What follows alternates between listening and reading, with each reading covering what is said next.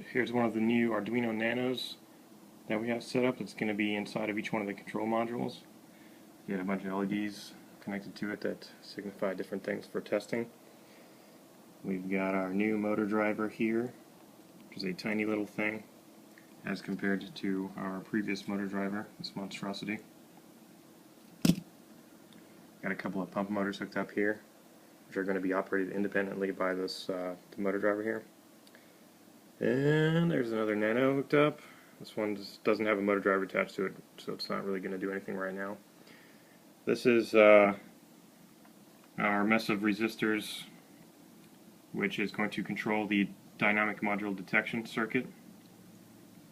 So right now, the way that it's hooked up, the control module should be reading that there are 6 modules attached, and this module, or this Nano right here, the one that's hooked up to the motor driver, should think that it's on position number 3.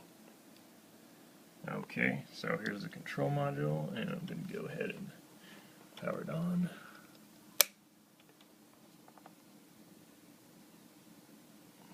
Okay, so like I said, there are the control module thinks that there are 6 attached, and then this guy right here thinks that it's position number 3. So I'm going to touch, if I can get this focused here.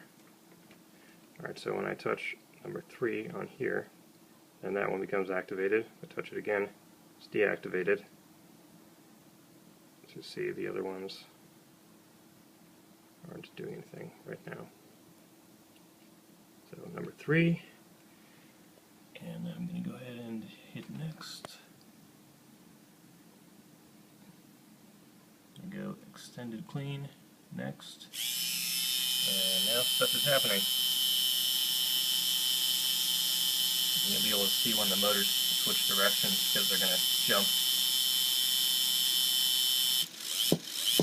This is the pulsing.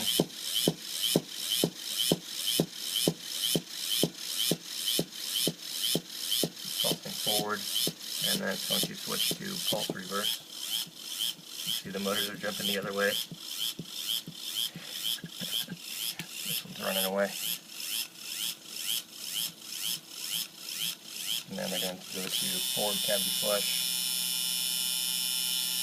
And then they'll switch direction to reverse cavity flush.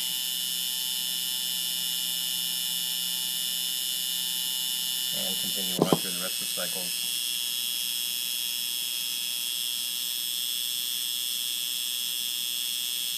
Two more to go.